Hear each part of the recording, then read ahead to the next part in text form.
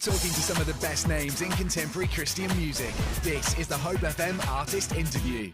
I'm very pleased to welcome for the very first time to Hope FM Anne Wilson. I think it'd be great really for the listeners to hear a bit of your story. Can you tell us who is Anne Wilson? What's your journey been with Jesus? And how did you end up writing music? I grew up in a really great Christian home in Kentucky in the United States. And I had an incredible family, an incredible childhood, but I didn't meet the Lord personally until I was in 7th grade. And I'm going to have to interrupt you to just for our UK audience, 7th grade. How old is 7th grade? 12 years old. 12 years old. Okay. Thank you very much. Yep. And how old are you now? I'm 19. 19. Possibly, I think the youngest person that we've ever interviewed. So yeah, no, it's pretty crazy. That is amazing. So I was 12 years old in 7th grade, and I had a new Bible teacher at my school, and he just taught us about the love of Jesus, and really was just displayed the love of the Lord. And I remember feeling the Holy Spirit for the first time come upon me in that class, and I gave my life to the Lord that night. And so even though I didn't know the Lord growing up, I still had that foundational truth of who the Lord was. And so that day in school, I had a moment of just knowing like everything I've been taught about Jesus is true. He really is true. He really is a good father. He really did send his son to die for us on the cross. And so I fell in love with the Lord, and then I just started to pursue the Lord. And at the time, I was very interested in NASA, and I wanted to be an astronaut and go into space and do that whole thing. And I loved science and math, and so that was like my passion. And then really up until 2017, like that's what I was pursuing full time. And some of you might know this, some of you may not, but in 2017, my brother passed away in a car accident at the age of 23. His name was Jacob, and he was our best friend and our everything as a family. And losing him was one of those moments in my life where like everything I had known to be true was no longer. And I had to adjust to getting used to life without him and getting used to life without my best friend. And it was a really hard journey of just grieving him and walking through it. And it still is to this day. It's only been 4 years. But I remember that during that first week of him passing away, the Lord started to do something in my heart that had never been there before. And he started to give me this desire to worship him. Like I had this deep yearning in my heart to just worship God. And so any moment I got spare time, like I would just sing my heart out to him and thank him for the years that I had with Jacob, and thank him for the truth that I'll see him again in heaven and all that kind of stuff. And that really led to my mom and dad overhearing me sing a song called What a Beautiful Name by Hillsong. It's a beautiful worship song if you haven't heard it. And I was downstairs at the piano. This was the 5th day after Jacob had passed away. And I did not sing. I had never sang in front of anyone. Like I was not, like I said, I was, wanting to be an astronaut. And they come into the room and they were like, Anne, we had no clue that you sang. And I'm like, I don't sing. I'm just worshiping God right now. And that conversation led to them asking if I would be willing to sing at Jacob's funeral for the first time in front of anyone. So I really took time to pray and seek God and make sure that's what he wanted. And I felt peace about it. So I sang at my brother's funeral for the first time in front of anyone when I was 15. And God really used that moment of bravery and commitment to him to really ignite the entire rest of my ministry. And then I just started pursuing music and started pursuing the Lord and whatever that looked like. And I started to journal after that too, and started to write down on paper. Like every day I would write the day's date, and I would thank God for something. And then I would write at the end of the day that God got me through another day of tragedy. And I wanted to have it to look back on. So a lot of things happened over the years. And then in 2020, I was in a co-writing session. And this is after I had signed my record deal with Capital Christian Music Group, and after I had been kind of in like the Nashville music scene for a while. And I was in a co-write with my friends, and we were writing a song. And I said, guys, like I've been reading through my journals over the past 4 years, and I noticed that I've only ever referred to God as my Jesus. And I was like, I've never written anything other than my Jesus. I've never written Jesus, Lord, God, anything. And I only would ever write my Jesus. And so I give that to them, and we kind of talked through it, and we decided to write the song about my Jesus and have that be the title of the song. And what's really cool about it is like God gave me that title before I even realized what was happening. Like out of the overflow of my heart, I was just referring to the Lord as my Jesus. But I had no clue that that would be the song title of my first single, and that God would do so much with that first single and the success that it would have, and the just the ministry that would be birthed out of that moment. So it was a really special time for me. And now I look back on those years and I see the faithfulness of God all over that whole situation. Wow. And I've got to say, it's an extraordinary testimony. It's obviously tragic Thank and you. sad, but amazing things have come Yeah. from just you stepping up and singing at a funeral. Mhm. And I know I've had to give a short speech at a funeral, and it's really hard to do. So to Mhm. sing, I've got no idea Yeah. how you manage it as a 15-year-old girl, but that's Mhm. extraordinary. And Thank you. obviously, there was so many things that you mentioned in there. You mentioned a record deal. You mentioned in the Nashville scene as well, and there's just all these things that have come about. But obviously, also laying down the NASA ideas. And okay, so Mhm. perhaps I could say you've become a star, which is sort of space related, but kind of cheesy.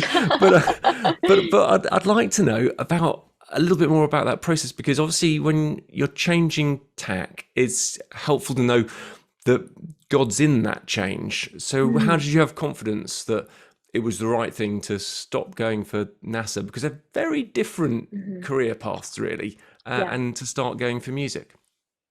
I think the Lord was very evident in that time of my life, and He speaks to me in peace. And so, if I'm seeking Him and asking Him for an answer, He gives me the answer by giving me a sense of peace.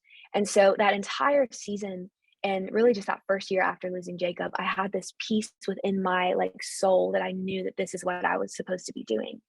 And I would pray about it, and I would have friends pray, and I would like really I really was intentionally seeking the Lord on, is this what you want for me? Is this what you want for me?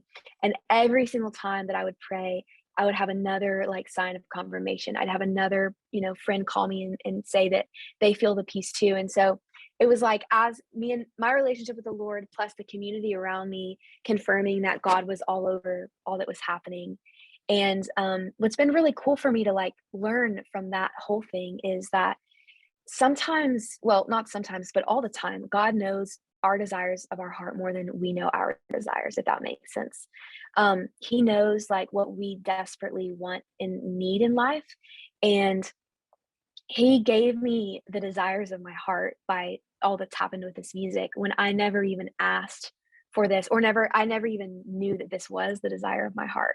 But when you give your career, when you give your success, when you give your life, when you give your future, and you lay that in the hands of God, He takes that and He does a lot with it. And He will give you things that you never thought you would ever want, but then they end up being literally everything you've ever dreamed. And so this whole journey has been exactly that.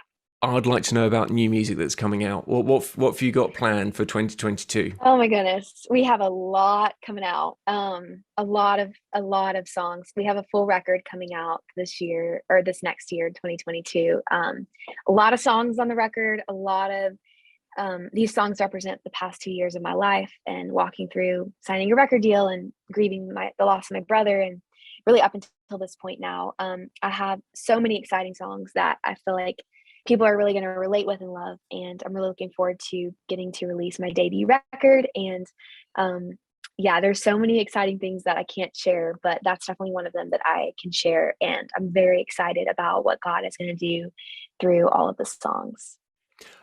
Do you know a rough date that it's going to be released? It's gonna be sometime in March or April. Oh, okay. So not too long. That's okay. Not too long. I can Yes. probably wait that long. So okay, that's good. How many tracks are we expecting? 12. Okay, and putting together an album. So I say album, you say record. It's a different experience from just doing singles, because Yeah. well, sometimes there's a story, you're putting together all the order. What's been the most interesting thing for you in putting an album together? I think finding the pieces of what do we want to say here? What do we want to speak to people here on this song? Kind of that whole thing of creating a record of 12 songs or an album of 12 songs is, you have your single, which is My Jesus, obviously, and then you have your second and your third single, And then you have all the other songs that a lot of people don't really even hear unless they're just big fans and they want to go, listen to your music, and because they're not on radio. And so for me, the challenge was figuring out, what do I want to say in this specific song? What kind of songs do I want to have on this record to represent different parts of me? And so the record is like 12 songs that are completely different parts of who I am. So there are songs that you'll hear and you'll be like, what in the world? Like, this is not what I would have never expected this to come out of Anne, because I'm able to showcase who I am as an artist in all these different aspects. And I'm able to write up about songs that are really important to me and really connect with the Lord on all of these different songs, and really just share my testimony over the past 2 years in these songs. So I think it's just been interesting to see how everything connects, to see how everything comes together, to see how you partner with your record label and your management, and then obviously the artist, to come up with what songs to put on the album, and making sure that they're the right options, because I wrote 140 songs for this record. So out of 140 songs. 140 songs, yes. Wow. So out of 140 songs, we only chose 12. And so if you can imagine, like, there's so many songs, so many ones that meant the world to me, and I had to sit down and actually choose 12 out of 140. So that is extraordinary. You can tell I'm a little bit staggered. I actually want to now listen to all 140. So are lots of them written, but you haven't actually recorded them, or have you actually? So we do a thing called a demo. So after each write, you do a short little demo. You put your vocal down, and then you put some instruments, and it's a basic version of the song. And so we did that for all of the 140 songs.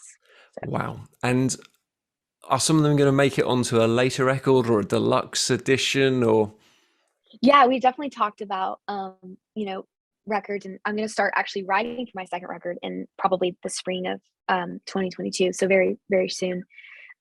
Because writing a record is about a 1.5 year process that you just write, you're in the middle of playing shows and all that kind of stuff, and then you have to piece it together, and it takes a long time. I mean, this has been 2 years of writing. So I think definitely I'm gonna start writing again soon, and but I do think that we definitely have songs out of the 140 that can make it on the next record, that are really, really special. And we have a handful of songs that we will probably never put out to the world, but that will always be really special to my heart. And then we do have a handful of songs that we know for sure, like, this will make it out to the world someday, somehow. Could you tell us maybe of a time when someone did something that was particularly kind for you? Wow, that's really sweet. There's so many moments for me that stand out in my head when I think about that. I love to be encouraged. I love to be I love when people show service, acts of service, and kindness towards me. I would say my parents have been very, very kind and faithful to this ministry. And I would say that I think what stands out to me is not one specific memory, but all of the memories. They come to every single show I ever play, and they drive by themselves to come to every show. And the sacrifice that they make to be with me is beyond, it's just beyond anything I could ever dream of. And so I think for me, just my parents and how faithful they are to this ministry, and how kind they are and loving to me, and the way that they show their love for me by just the sacrifices they make, is definitely what stands out to me. Like I said, there's so many moments, but I think just the whole sacrificial love that they show me is exactly what I want to be in my future to people, and what I want to show my kids one day. And that they have such a heart for the Lord, and they're really servant hearted. You've been watching The Artist Interview. For the full podcast, click the links below or visit hopefm.com/The Artist Interview.